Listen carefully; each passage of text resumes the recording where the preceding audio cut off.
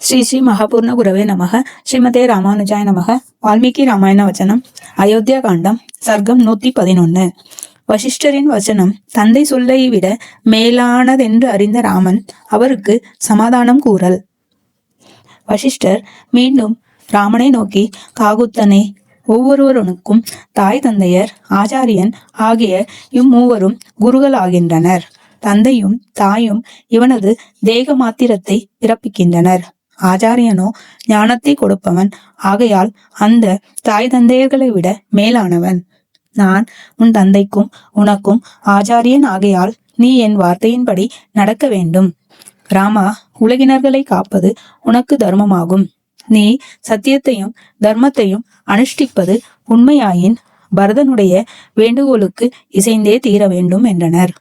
ராமன் வசிஷ்டரை பார்த்து, தாய் தந்தையர்கள் தங்களுக்கு பிள்ளை பிறக்க வேண்டும் என்று செய்யும் விரதோபவாசங்களுக்கும் அது பிறந்தவுடன் முளைப்பால் கொடுத்து அன்ன வஸ்திராதிகளை அளித்து சீராட்டி தாளாட்டி நாளொரு மேனையும் பொழுதொரு வண்ணமுமாக வளர்க்கும் உபகாரங்களுக்கும் நாம் செய்யும் கைமாறு யாதொன்றும் இல்லை என்றோ. ஆகையால் அவர்களே ஆச்சாரியனை காட்டிலும் மேலானவர்கள். ஆகையால் என் தந்தைக்கு நான் செய்த பிரதிஜையை தவறலாகாது என்று கூறும்போது பரதன் மிகவும் பரிதபித்து, கடன்காரனான பிராமணன் கடன் வாங்கி கொண்டவன் வாசலில் குறுக்காக ஆகாரமின்றி முகத்தை மூடிக்கொண்டு படுப்பது போல் ராமன் அயோத்திக்கு திரும்பி வராதிருக்கும் அளவும் பர்ணசாலையின் வாசலில் படுத்துக் கொள்வதாக கூறி அண்ணனமே தர்பைகளை பரப்பி அதன் மேல் படுத்து கொண்டனன். ராமன் இதற்கு மிகவும் வருந்தின போதிலும் தன் எண்ணத்தை மாற்றாமல் இருக்கவே பரதன் பட்டணத்து ஜனங்களை பார்த்து, நீங்களாயினும் எனது அண்ணனை திருத்த மாட்டீர்களா என்றனன். அஜனங்கள் அவனை நோக்கி, ராமன் சொன்ன சொல் தவறாதவன் அன்றோ, அவனை திருத்த எமக்கு இயலுமோ என்றனர். ராமன் பரதனை நோக்கி, ஜனங்கள் சொன்னதை கேட்டனையா? உடனே நீ செய்யத்தகாத உயிர் விடுவதாக செய்யும் இக்காரியத்தை நிறுத்தி பட்டணம் சென்று அரசாட்சியை கைப்பற்றுவாயாக. நீ செய்யத்தகாத இக்காரியத்தை செய்ததற்கு பிராயச்சித்தமாக ஜலத்தையும் எண்ணெயும் தொடுவாயாக என்றனன். பரதன் அவ்விதமே ராமனையும் ஜலத்தையும் தொட்டபின் ராமனையும் அங்குள்ளவர்களையும் நோக்கி, எனக்கு ராஜ்யம் வேண்டுமென்று நான் தந்தையை யாசிக்கவில்லை. என் தாயையும் இதற்காக சூழ்ச்சி செய்யும்படி சொன்னவள் அல்லேன். ராமனை வனம் செல்வதற்கு நான் எல்லளவும் அனுமதிக்கவில்லை. ஆகையால் தந்தையின் வார்த்தையை நான் செய்ய வேண்டிய அவசியம் இல்லை.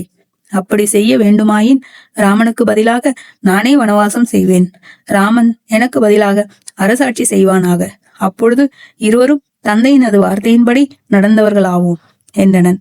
இதை கேட்ட ராமன் பரதன் கூறியது யதார்த்தமாயிருந்த போதிலும் தந்தை பிழைத்திருக்கும் போது எவரவரை என்னென்ன காரியம் செய்ய கட்டளையிட்டனரோ அதை மாற்ற ஒருவருக்கும் தகாது.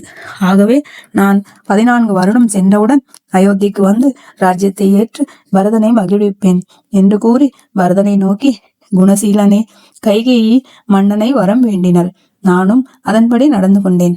ஆகையால் நீயும் என் வார்த்தையின்படி நடந்து மகுடம் சூட்டிக்கொண்டு தந்தையின் வார்த்தையை உண்மையாக செய்வாயாக என்றனன். ஸ்ரீ ஸ்ரீ மகாபூர்ண குரவே நமக. ஸ்ரீமதே ராமானுஜாய நமக. வால்மீகி ராமாயண வச்சனம். அயோத்தியா காண்டம். சர்க்கம் 112. ராமன் பரதனை சமாதானப்படுத்தி அயோத்திக்கு அனுப்புதல்.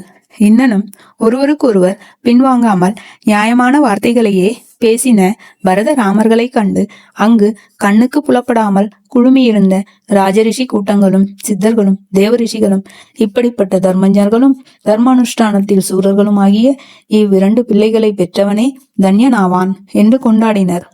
அவர்கள் ராவணவதத்தை விரும்பி ஒருமிடராக பரதனை நோக்கி, பரதா, உன் தந்தை சுகமாய் இருக்க விரும்புவாயாயின் ராமன் சொன்னபடி நீ நடக்க வேண்டும்.